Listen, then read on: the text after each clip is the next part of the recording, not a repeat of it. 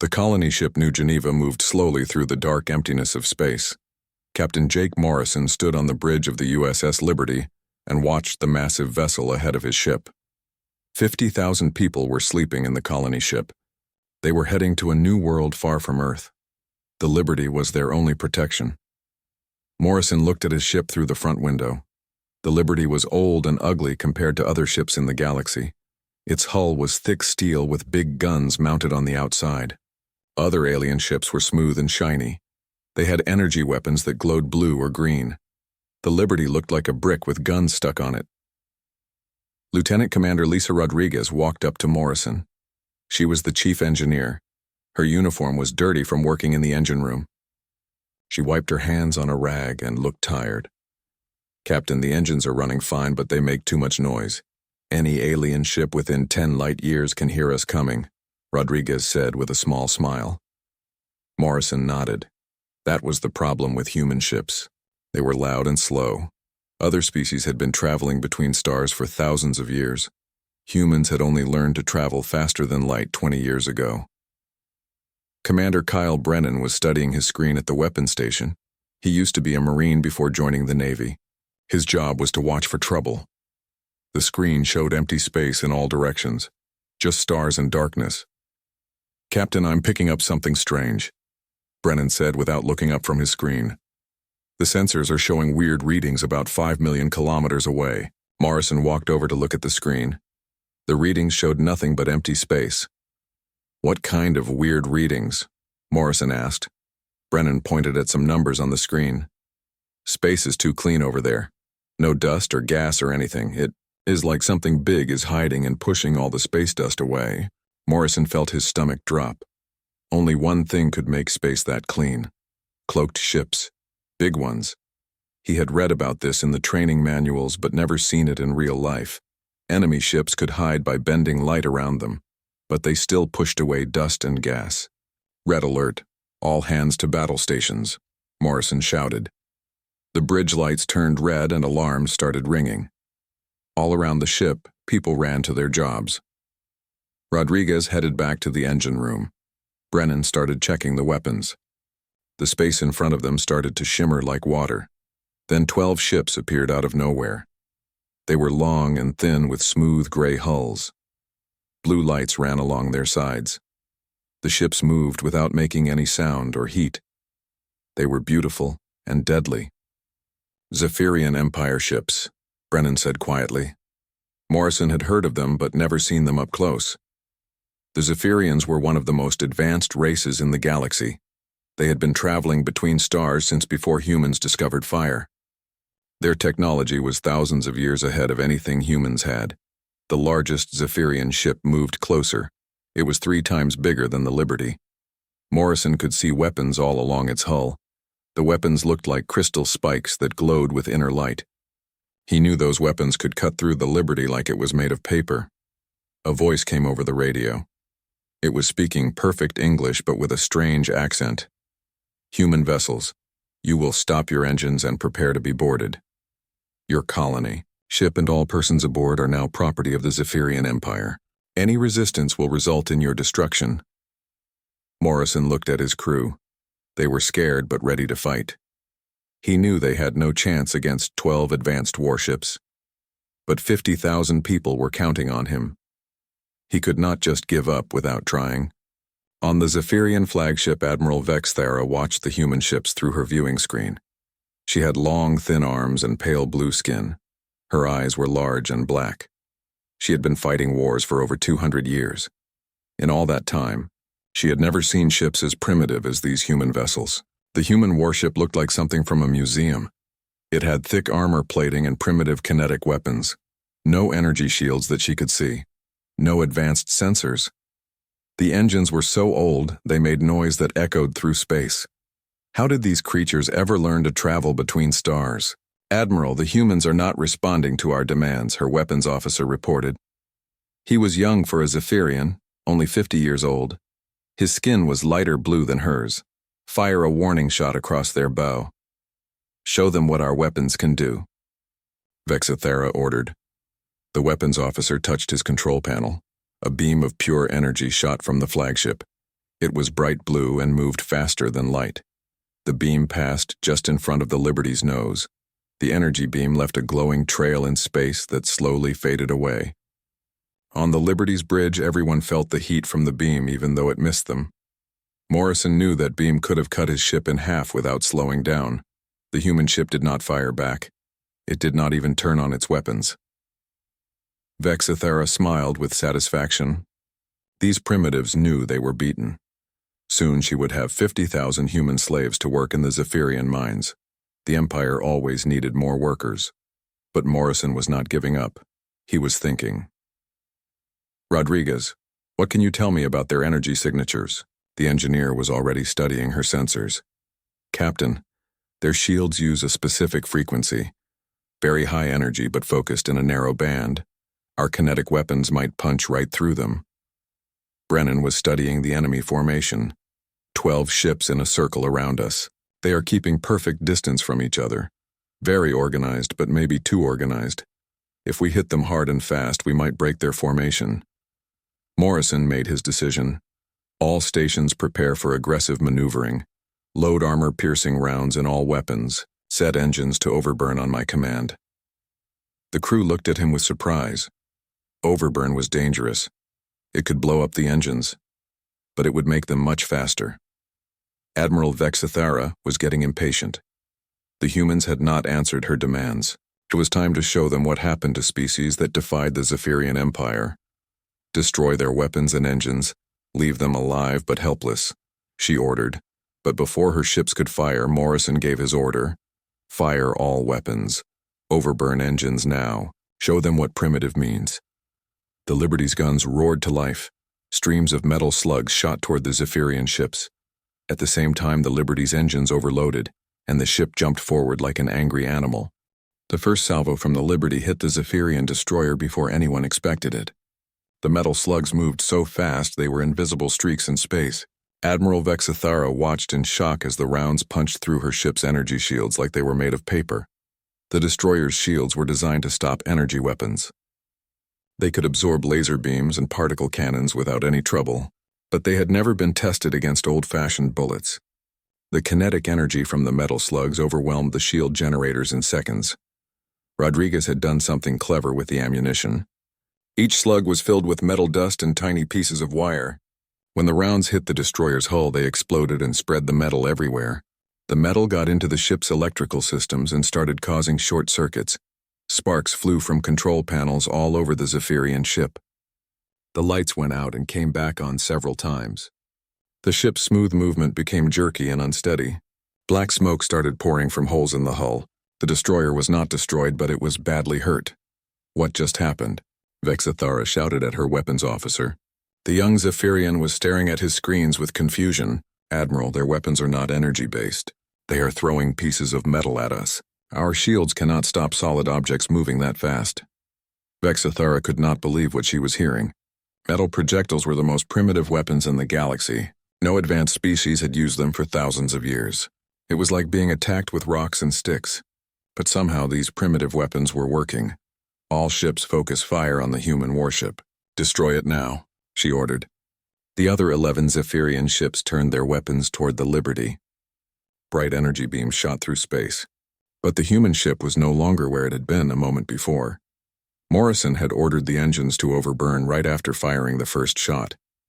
Rodriguez pushed the reactor beyond all safety limits. The Liberty shot forward so fast that the crew was pressed back into their seats. Most alien races could not survive that kind of acceleration, but humans were tougher than they looked. The Liberty flew straight through the middle of the Zephyrian formation. Energy beams shot past on both sides, but none of them hit. The alien ships had been aiming where the Liberty was supposed to be. They had not expected it to move so fast. As the Liberty passed between two Zephyrian cruisers, Morrison gave another order. Ram speed, all power to forward shields. The Liberty was not just flying through the enemy formation. It was using its own mass as a weapon. The human ship weighed much more than the elegant alien vessels. The Liberty clipped the wing of one cruiser and smashed into the side of another. The alien ships were not built for ramming attacks. Their hulls cracked and bent under the impact. One cruiser spun out of control with its engines damaged. The other lost half its weapons. Morrison felt the Liberty shake from the impacts, but the ship kept flying. Human ships were built like tanks. They could take damage and keep fighting. The thick armor that made them look primitive was actually saving their lives. Brennan was firing weapons as fast as he could reload them. The Liberty had 6 railguns that could shoot metal slugs at incredible speed. Each gun fired a different type of ammunition. Some rounds were solid metal for punching through armor. Others were filled with explosives or metal dust. The Zephyrian ships scattered in all directions. Their perfect formation was broken. They had trained to fight other energy weapon ships in organized battles. They did not know how to fight a wild animal that charged straight at them and bit back. Admiral Vexithara watched her fleet fall apart. 3 of her ships were damaged.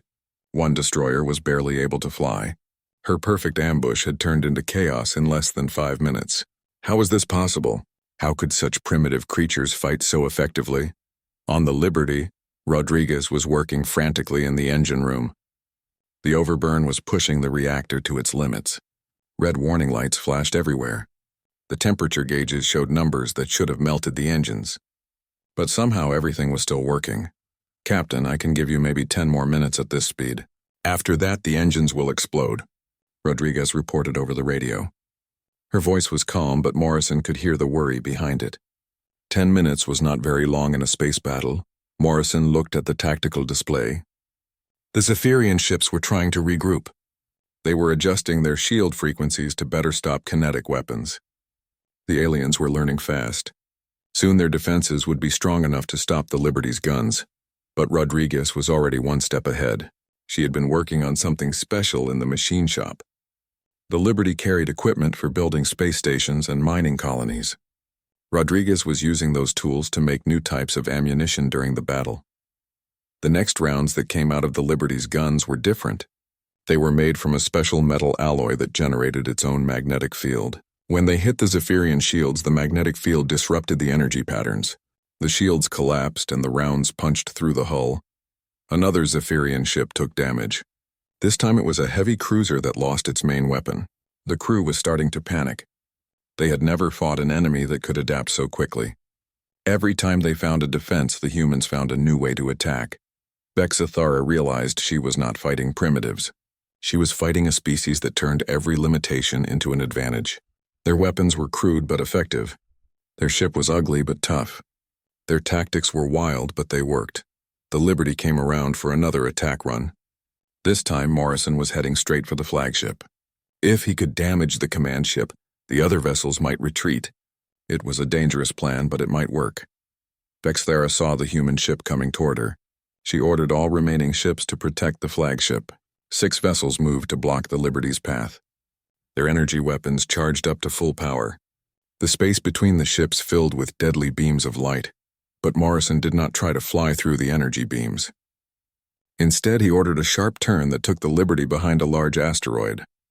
The ship disappeared from Zephyrian sensors for several seconds. When it came out the other side, it was moving in a completely different direction.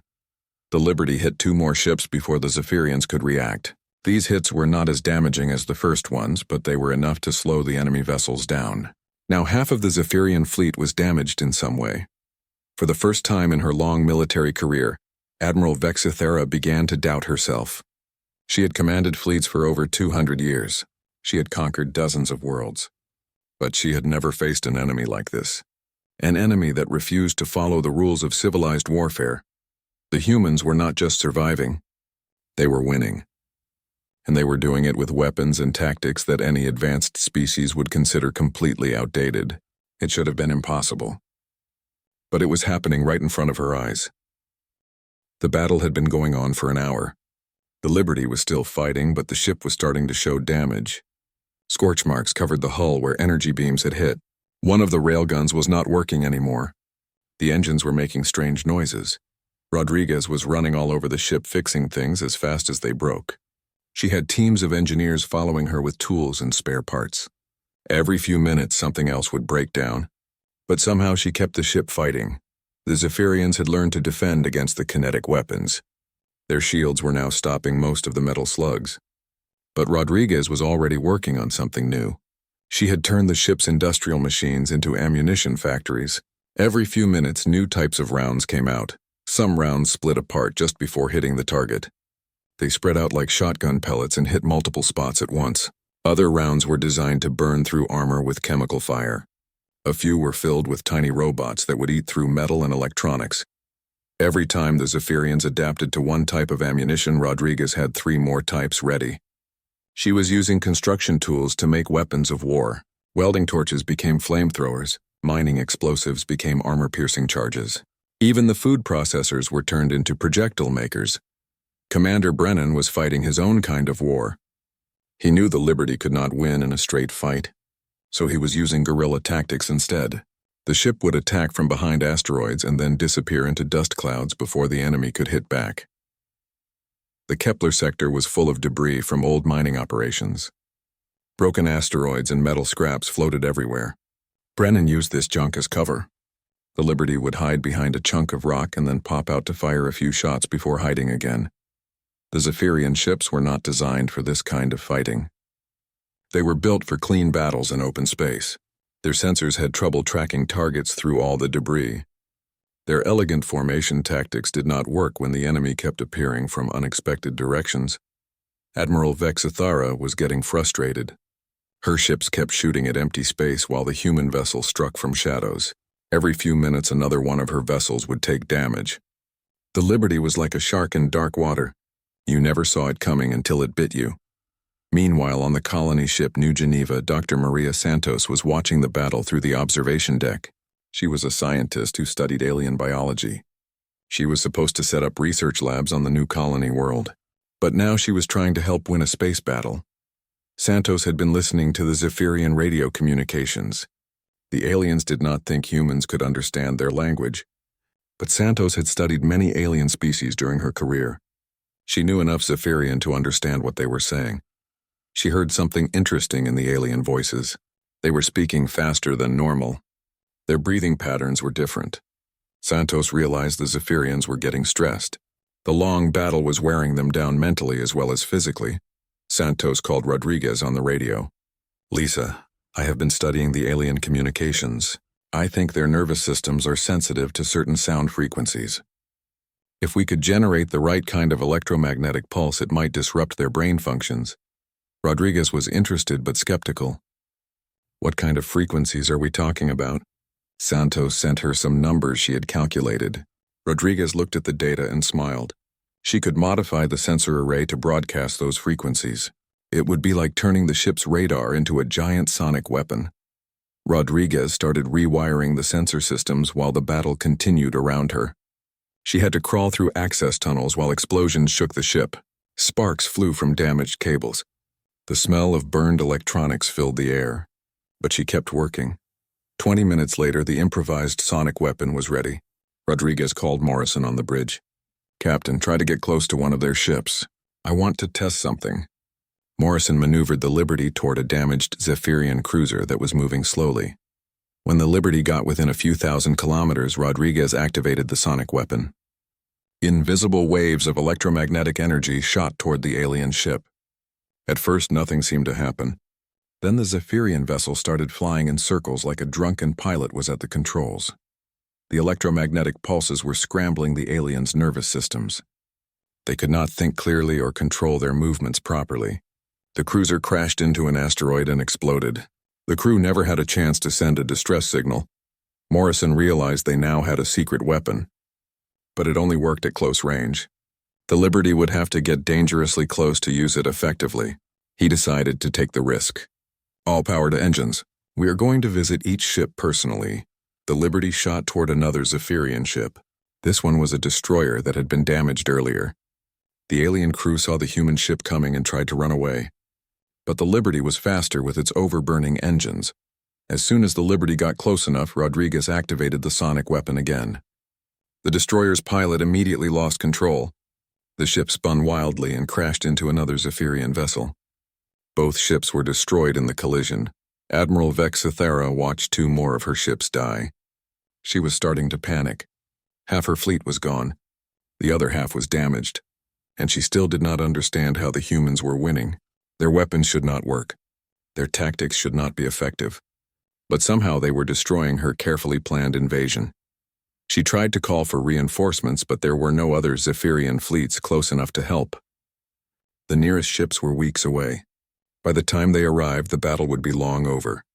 Either she would win with the forces she had, or she would lose everything. Vexithara made a desperate decision. She would take her flagship directly into battle. The Dreadnought was 3 times larger than the Liberty, and had weapons that could destroy planets. Surely even these impossible humans could not stand against her personal warship. The massive Zephyrian flagship moved toward the Liberty. Its hull was covered with crystal weapons that glowed like stars. Energy crackled along its sides. The ship was beautiful and terrible at the same time. It looked like something the gods themselves might ride into battle. Morrison saw the flagship coming and knew his luck was running out.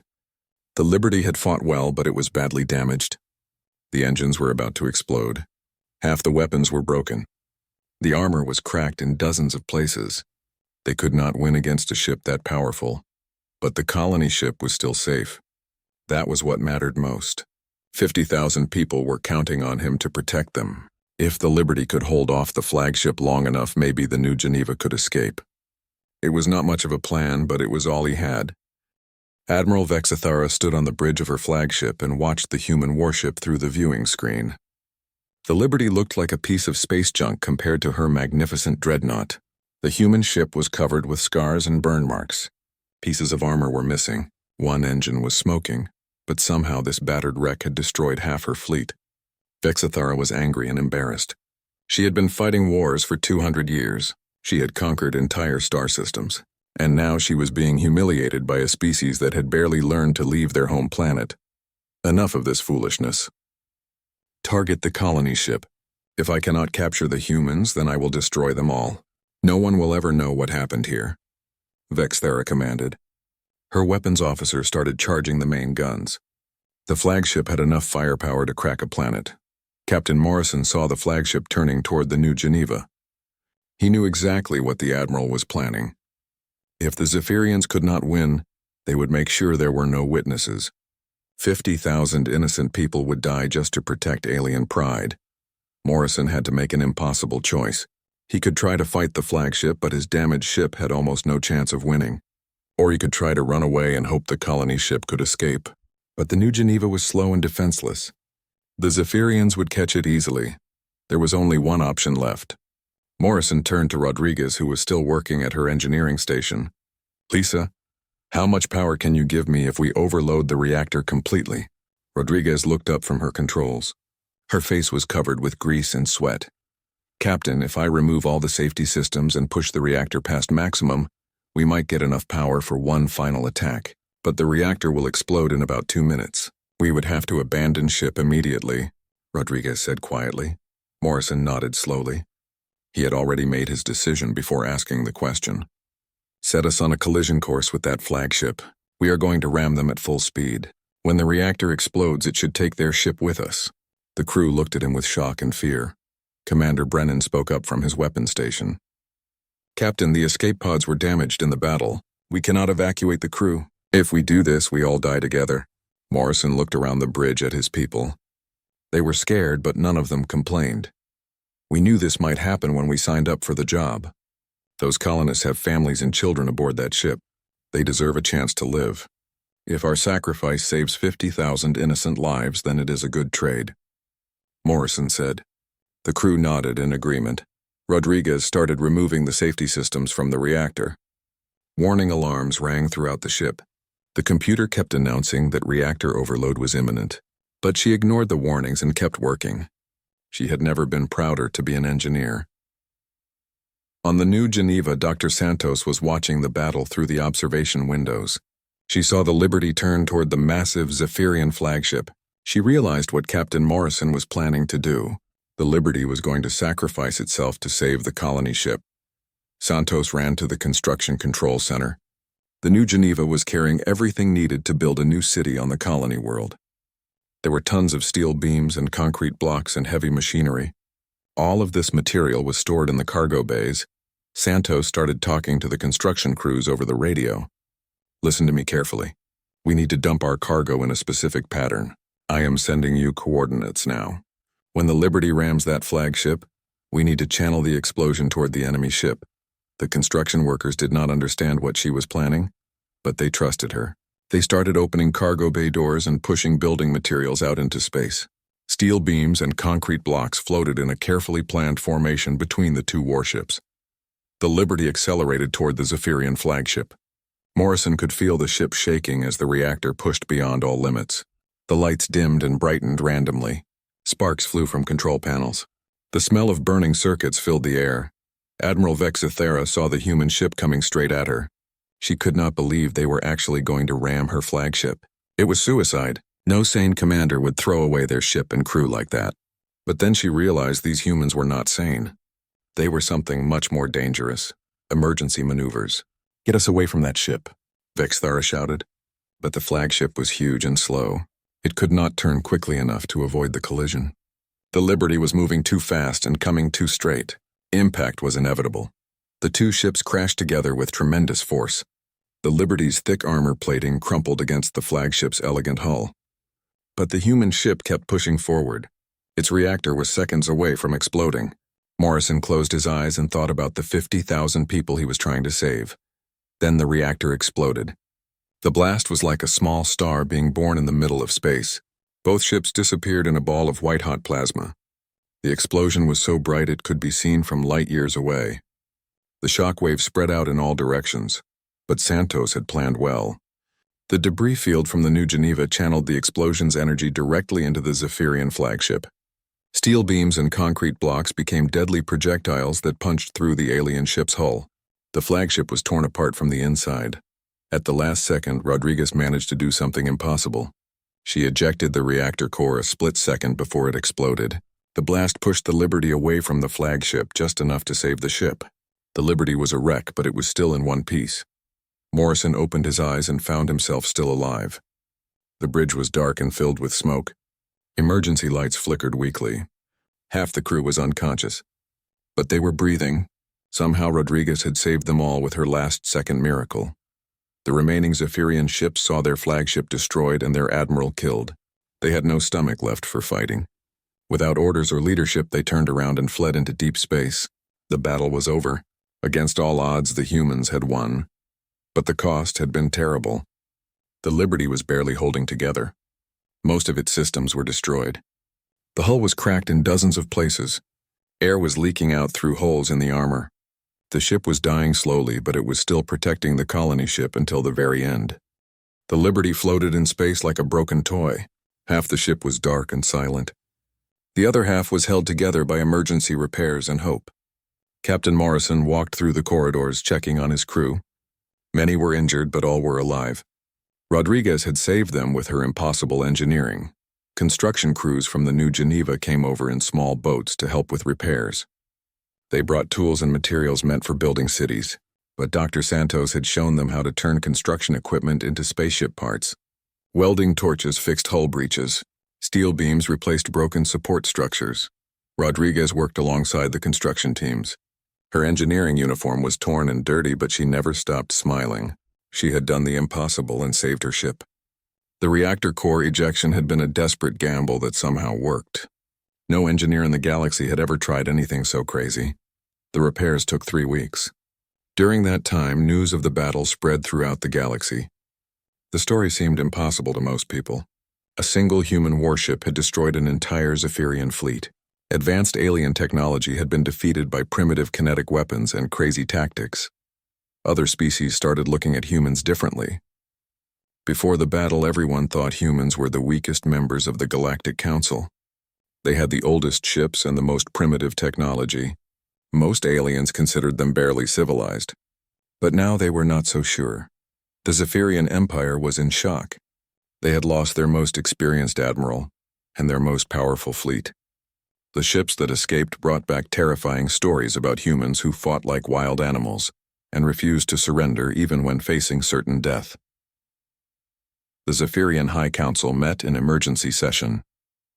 They had been planning to conquer human space and enslave the population. But now they were reconsidering. Any species that could destroy a Zephyrian fleet with outdated weapons might be too dangerous to attack. The High Council decided to call for a ceasefire. They sent a message to the human government offering to negotiate a peace treaty. The message was carefully worded to sound like a generous offer from a superior civilization. But everyone knew the truth. The Zephyrians were afraid. Captain Morrison received a commendation from the Galactic Council. The ceremony was held on the Council's capital world. Representatives from dozens of species came to meet the human who had defeated the mighty Zephyrian Empire. Morrison felt uncomfortable with all the attention. The council president was a tall alien with golden skin and 4 arms. She spoke in a voice that sounded like music. Captain Morrison, your victory has shown us that we have underestimated humanity. Your species brings something unique to our alliance, the willingness to fight against impossible odds. Morrison stood at attention in his dress uniform. The medals felt heavy on his chest. Thank you, Council President. But I was not fighting alone. My crew and the colonists all worked together. That is what humans do best. We adapt and we never give up. Even when our technology is old, we find ways to make it work. The council voted to give humanity new technology and better ships. But Morrison politely declined most of the offers. We appreciate your generosity, but we prefer to build our own equipment. We know how to fix what we make. Advanced technology is useless if you do not understand how it works. The Liberty was rebuilt using both human engineering and selected alien technologies. The hull was still thick steel, but now it had better engines and improved sensors. The weapons were still kinetic railguns, but they were more accurate and powerful. It was the perfect combination of old and new. Rodriguez designed most of the upgrades herself. She kept the best human technologies and added carefully chosen alien improvements. The result was a ship that looked primitive, but could compete with any vessel in the galaxy. Other human engineers started copying her design. Dr. Santos successfully established her colony on the New World. The planet was beautiful with blue oceans and green forests. The 50,000 colonists built cities and farms and research centers. They named their capital city Liberty in honor of the ship that had saved them. Santos became the planet's chief scientist. She studied the local wildlife and made amazing discoveries, but she also spent time teaching young colonists about the battle that had saved their lives. She wanted them to remember that freedom always came with a price. Commander Brennan was promoted to captain and given his own ship. He used the tactics he had learned fighting the Zephyrians to train other human crews. The galaxy was a dangerous place and humans needed to be ready for future threats. Brennan made sure they would be. The human delegation to the Galactic Council was no longer ignored or dismissed. When humans spoke, other species listened carefully. They had learned that underestimating humanity was a dangerous mistake. The species that looked primitive might have the most creative solutions. Trade agreements that had been denied to humans for decades were suddenly offered by multiple species. Everyone wanted to be friends with the people who had defeated the Zephyrian Empire. Human colonies received better protection and support from the Council fleet. Years later, Morrison retired from active duty and became an instructor at the Naval Academy. He taught young officers about tactics and leadership. His most important lesson was simple. Never judge an enemy by their appearance. The most dangerous opponents are often the ones who look the weakest. The Liberty became a symbol of human determination. The ship was retired from active service and turned into a museum. Millions of visitors came to see the vessel that had changed galactic history. They walked through the corridors and imagined the battle that had taken place. Children from dozens of species learned about the Battle of the Kepler sector in their history classes. It became a famous example of how creativity and determination could overcome superior technology. The story inspired countless young people to pursue careers in engineering and the military. But the most important lesson was learned by humanity itself. They discovered that their greatest strength was not their technology or their weapons. It was their refusal to accept defeat.